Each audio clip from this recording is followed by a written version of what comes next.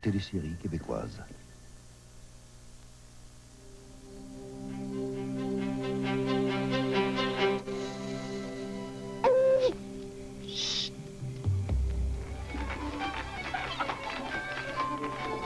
Ben, on essaye, Torpicose.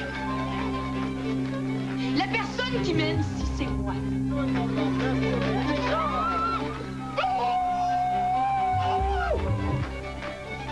Personne va m'avoir. T'es dur avec moi, Émilie Portelot. T'es ratoureux trop vite avec moi, Villa Promenade.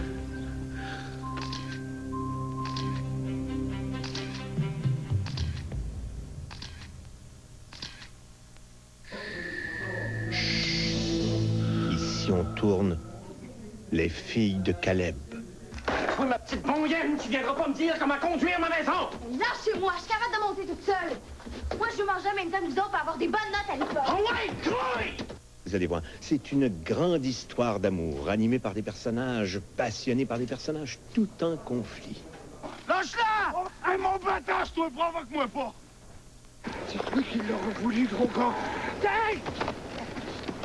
Vous allez me calmer, mes deux bâtards! Les voici, tels que vous les verrez.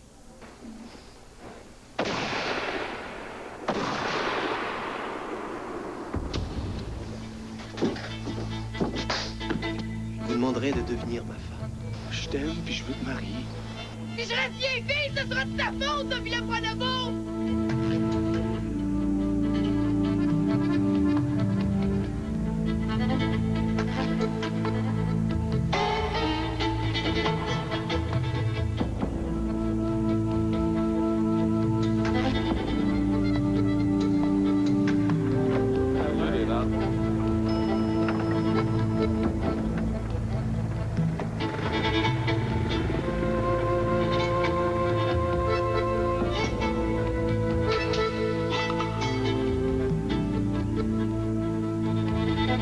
Nous voici en pleine action, au cœur du Québec, en Mauricie, où sont nés les personnages du roman d'Arlette Couture.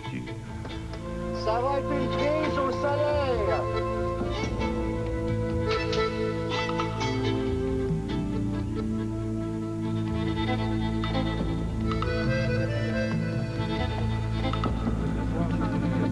Épisode 11, 9 sur 2, deuxième. 1, 2, 3, action.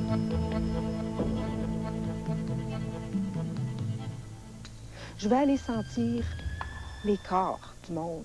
Je vais aller flairer, renifler cette époque-là, autrement que par le porche de l'Église, puis autrement que par la religion.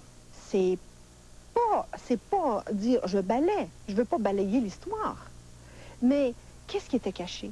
C'était quoi les secrets d'alcôve? C'était ça qui m'intéressait. Tu serais pas un petit peu jaloux, toi? Oui, on doit. Oh, ben, regarde le ton. Sa grande fille, hein? Mais...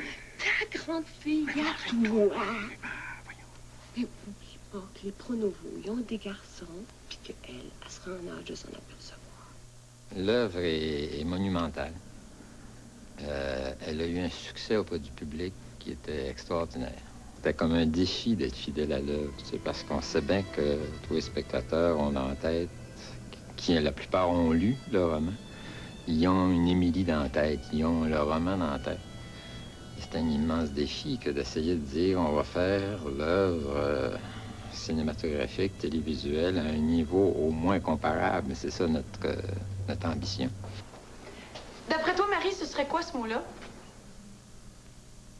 C'est sûr que la base, c'est ton scénario. C'est sûr que c'est le scénario, le roman d'Arlette. Tout est là. Toute l'énergie qu'on peut drainer.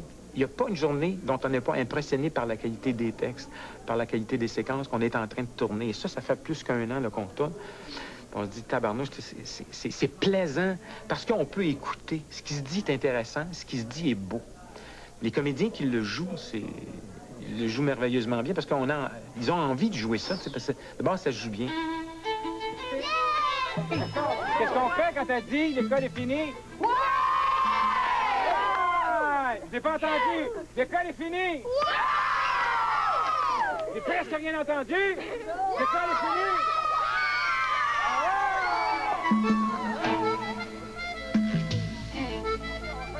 Elle m'avait rendue tellement heureuse. À tous les jours, tellement heureuse. C'est à moi de vous dire merci. J'ai accroché mon train d'imagination sur une vraie locomotive qui s'appelait Émilie Bordelot. Puis j'ai dit, allez, guide-moi. J'ai campé Émilie à partir de cette photo-là. C'est le fun.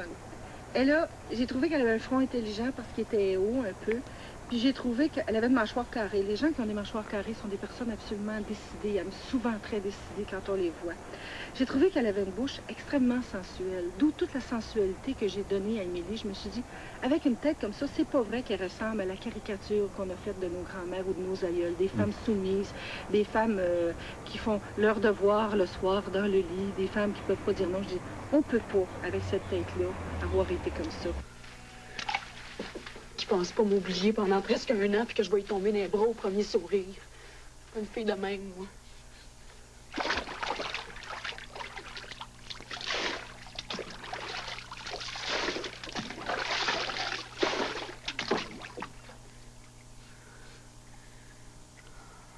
Dieu fait qui vient.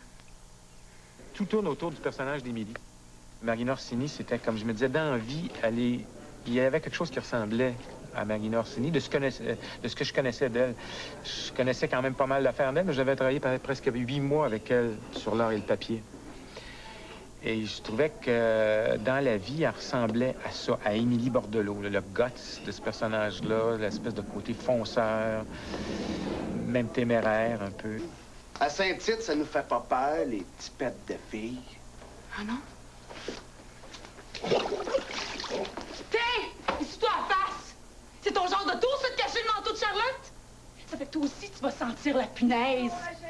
Joachim sans la punaise! Joachim sans la punaise!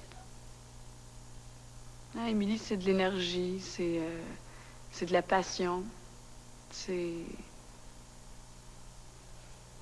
Je sais pas, c'est des battements de cœur, c'est... du sang qui coule dans les veines tout le temps, tout le temps. Ça, c'est Émilie, je pense. C'est un beau personnage, c'est une femme extraordinaire. Moi, je la joue de 16 à 40 ans. De 16 à 40 ans? Mon Dieu, c'est toute une vie, ça. Dans une vue qui est toute une vue, qui est une longue vue de 20 heures. Ça change une vie d'actrice et une vie d'acteur.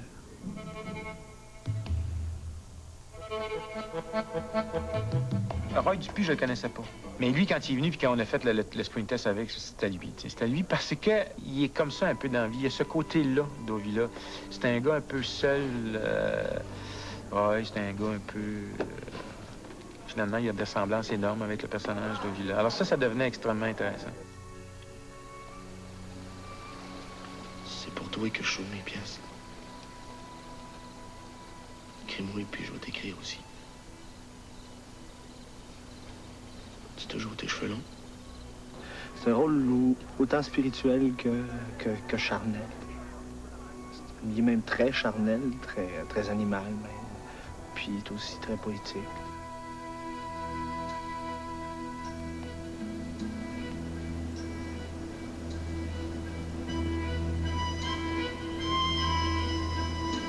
Je l'imagine facilement en train de parler aux arbres.